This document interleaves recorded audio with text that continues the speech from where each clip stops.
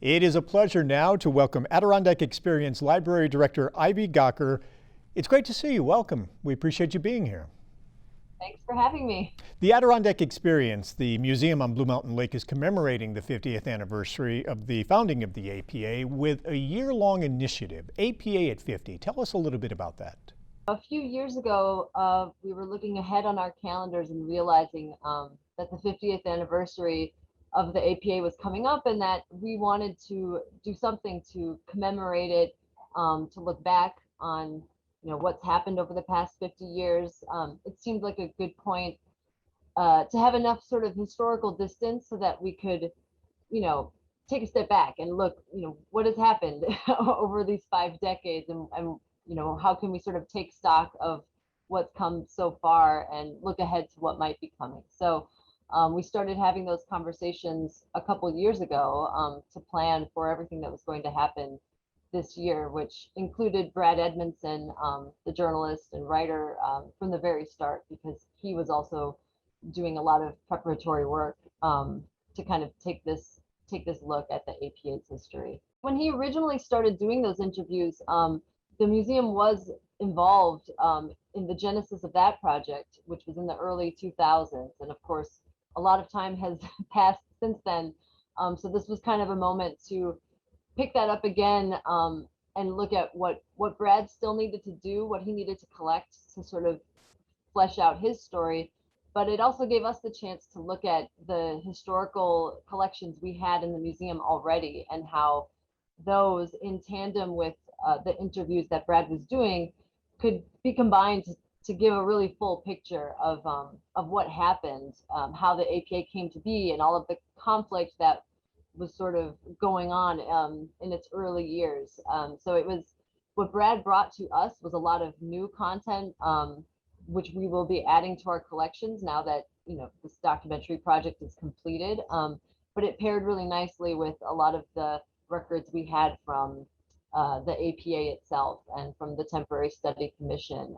A lot of sort of dry recording and meeting minutes and that sort of thing that really needed Brad's interviews and his authorial voice to sort of bring to life in the story. At the same time that Mountain Lake PBS is premiering the documentary, you folks have launched an online exhibition. Yeah, that's right. So as I mentioned, we have a lot of historical materials that help to flesh out the story of the APA, and it's more stuff than you can cram into an hour-long documentary. So we kind of saw this online exhibit as the companion piece to the documentary that can take a deeper dive into some of those primary source documents, some of those interviews, and give more of the backstory on things that the documentary maybe, because of time constraints, has to gloss over briefly. So we see the online exhibit as being something, if you watch the documentary and you want to know more, you can go to this online exhibit and really sink your teeth into it and find more resources, find all those primary source documents that historians use to share out these historical narratives. One of the things that's part of your collections now is this iconic sign, this huge sign, the anti-APA sign that so many people are familiar with. They saw it for so many decades along Route 9 and coming into the village of Warrensburg, right on the side of a house. And when that sign came down, did they approach you folks and say, would you be interested in this? Or did you reach out and say, that's really an iconic sign, that's an important piece of Adirondack history, and make the arrangements to bring it into your collections? The sign coming down coincided with the launch of our Life in the Adirondacks exhibit, which is that was 2017, and that's our sort of showcase overview of the big picture Adirondack story. So that was the kind of thing we were looking for to tell the more contemporary history of the park and sort of flesh out these ongoing conflicts between private land rights and environmentalism. So yeah, when that sign when we heard it was coming down, it was very important to us that we have that represented, have it preserved in the exhibit. And when you walk through now, I mean, it's it does dominate an entire wall. And so it's a very kind of visceral sign, literally, of the conflicts that are ongoing, for sure. Yeah. And for you folks, this that was a big part of this. This is an important story in the history of the Adirondacks to tell and share. Yeah, and I mean, our museum founder, Harold Hochschild, was one of those key players in the birth of the Adirondack Park Agency. He was chairman of the Temporary Study Commission on the future of the Adirondacks.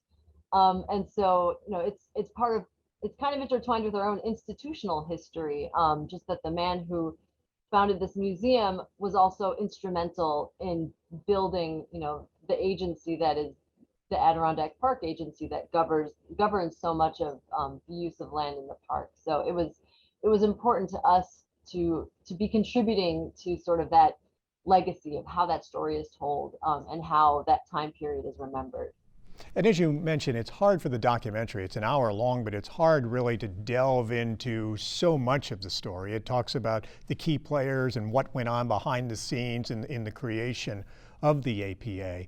You folks back in June held a day-long symposium, a virtual symposium, and you brought together a lot of really impressive guests, former APA staffers, environmental leaders, Adirondack scholars, a lot of stakeholders and historians who really spent an entire day talking about not only the creation, the founding of the APA, the birth of the APA and all that went into that, but now the APA over 50 years and how the APA has evolved. And so if folks are really interested in going back and hearing a lot of that discussion, that is available on your website, and folks can go and watch the 3 different segments of that day-long symposium.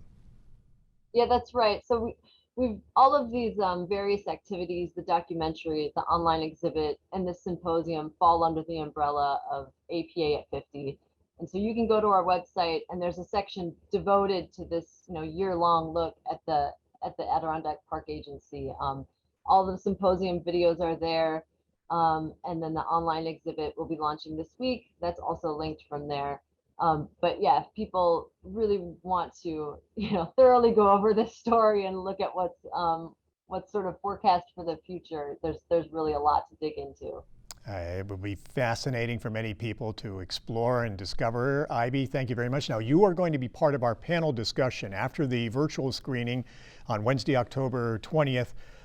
You and Brad Edmondson, the writer of the film, the author of the book, and filmmaker Paul Frederick will all be joining us for a panel discussion. So we will look forward to that and talking with you again when we see you coming up on October 20th.